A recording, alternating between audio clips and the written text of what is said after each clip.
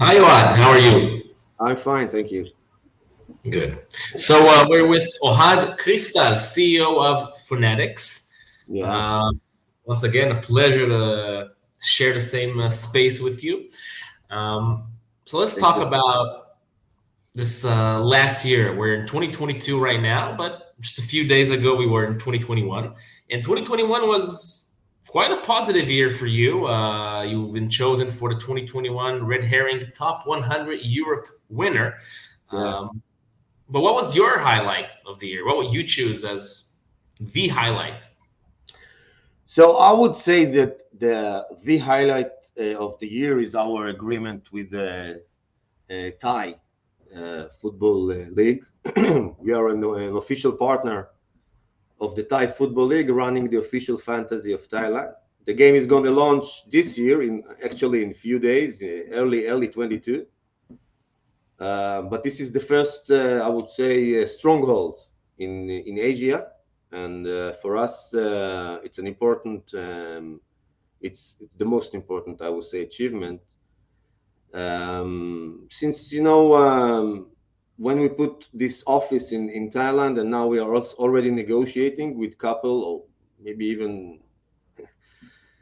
several more leagues, and we think and Asia is very interesting market for us. And Sounds very exciting.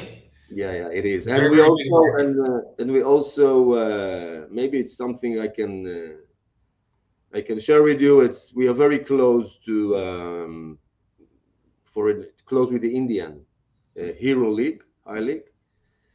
So it comes in a good position before we go to the our big next big round and the scale. So we're putting the flags, all over, taking the sort of I would say real estate, and now we are bringing on the troops, the marketing troops.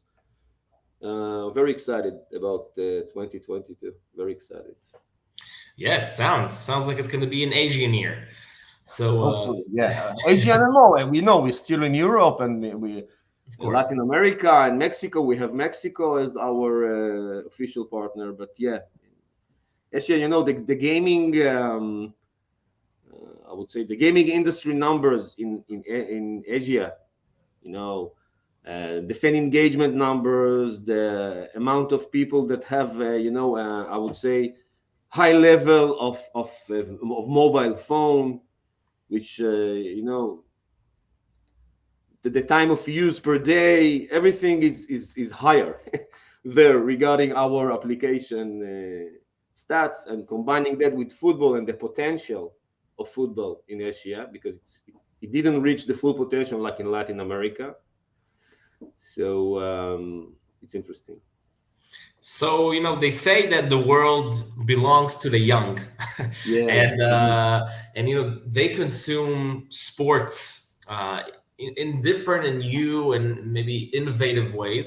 And I Yeah. think sports fantasy is a big part of that, big part of this new age sport consumption. How do you Yeah. interact with the new generation?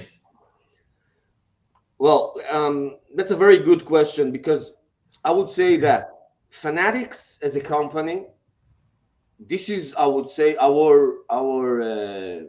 main target, to reach the young people, the young sports fans, wherever they are, right?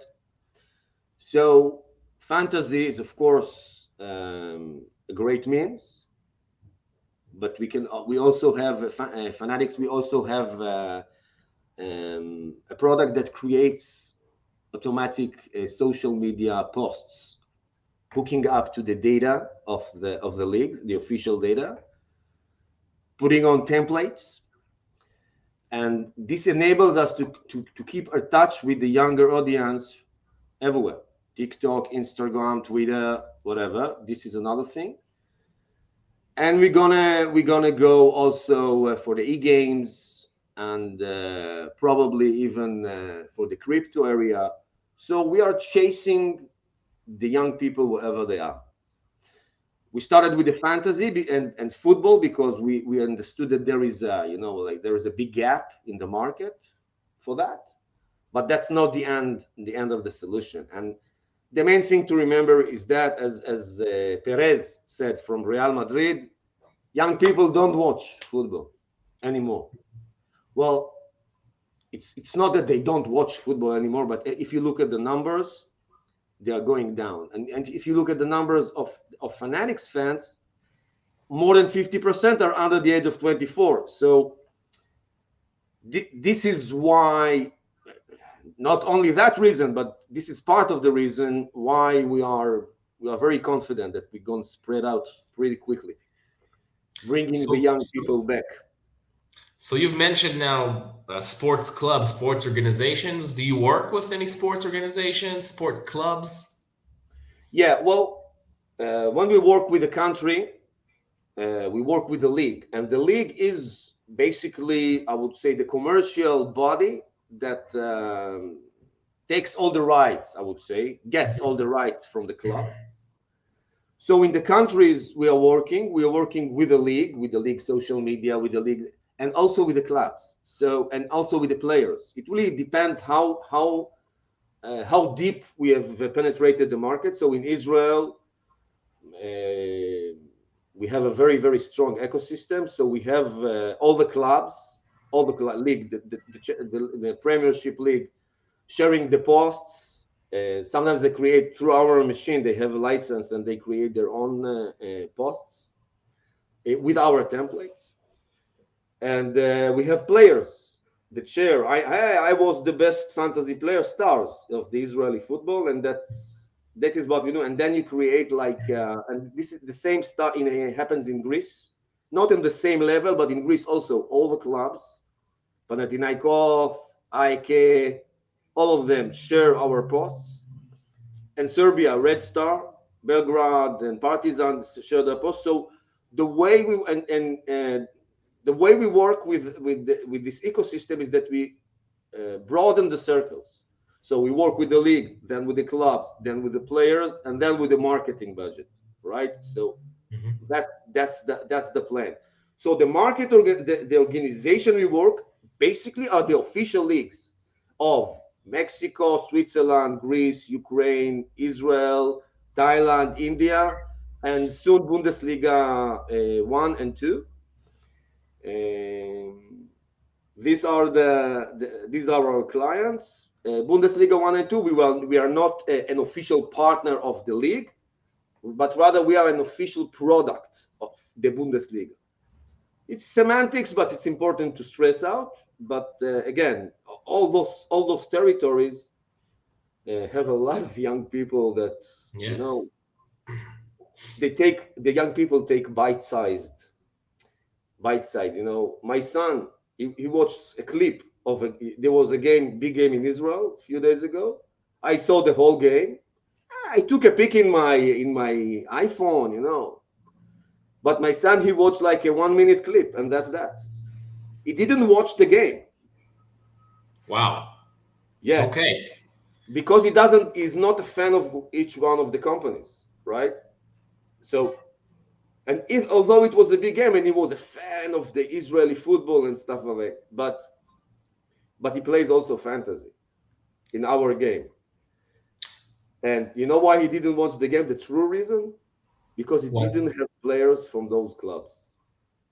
So he said, listen.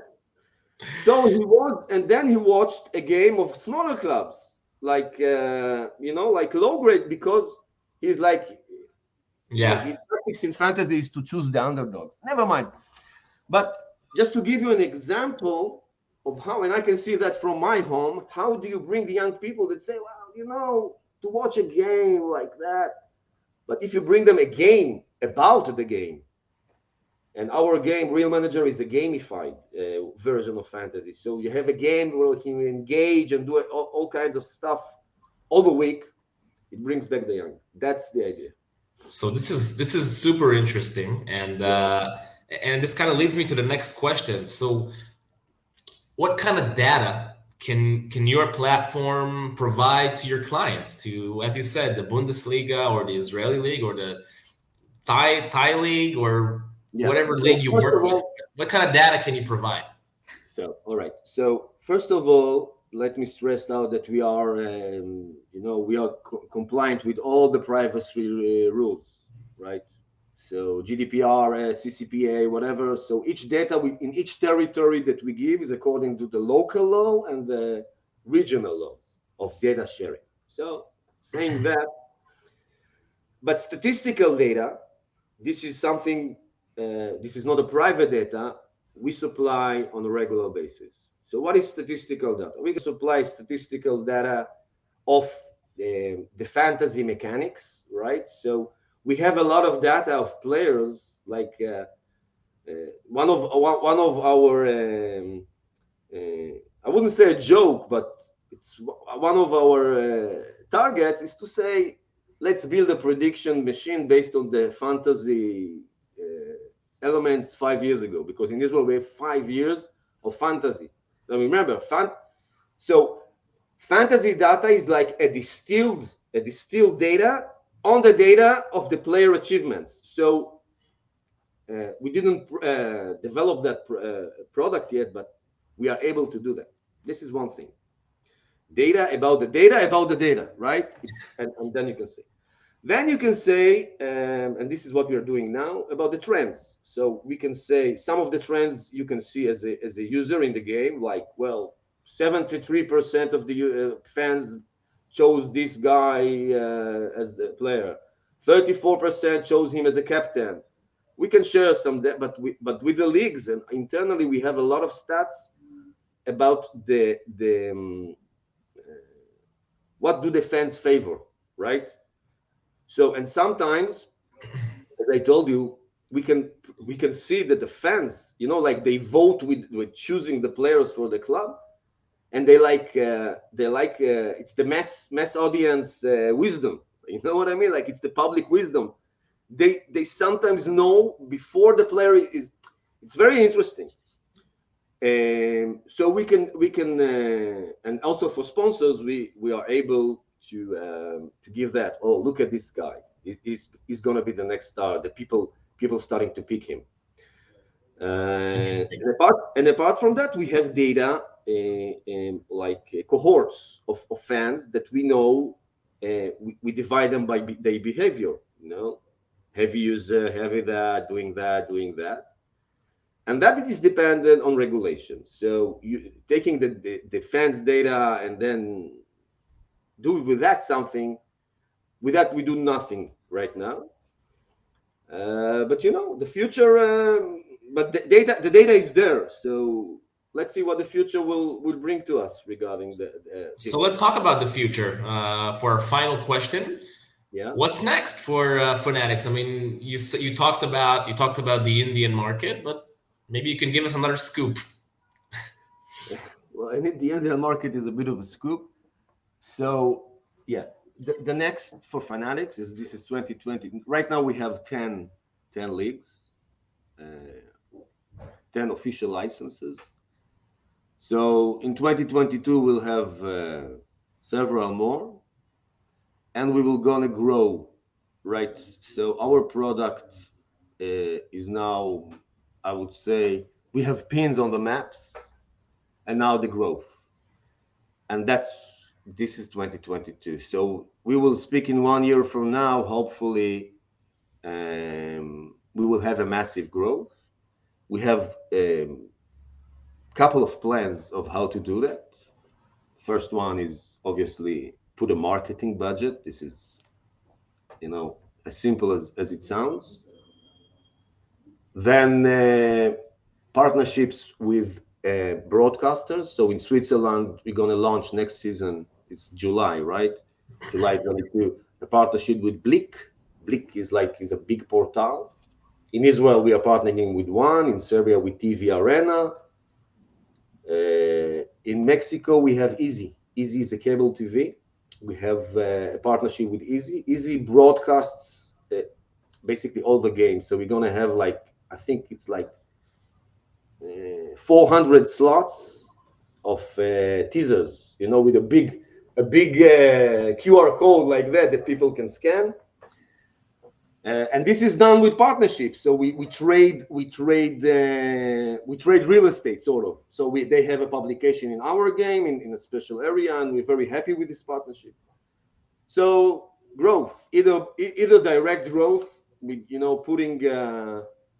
putting fuel, or growth through partnerships that are now growing bigger. Well, Ohad Crystal, CEO of Funatix, I'd like to thank you very, very much and wish you the best of luck. It sounds like 2022 is going to be quite exciting. Yeah. Okay. Thank you very much, Daniel. It was a pleasure. Thank you. Thank you very much.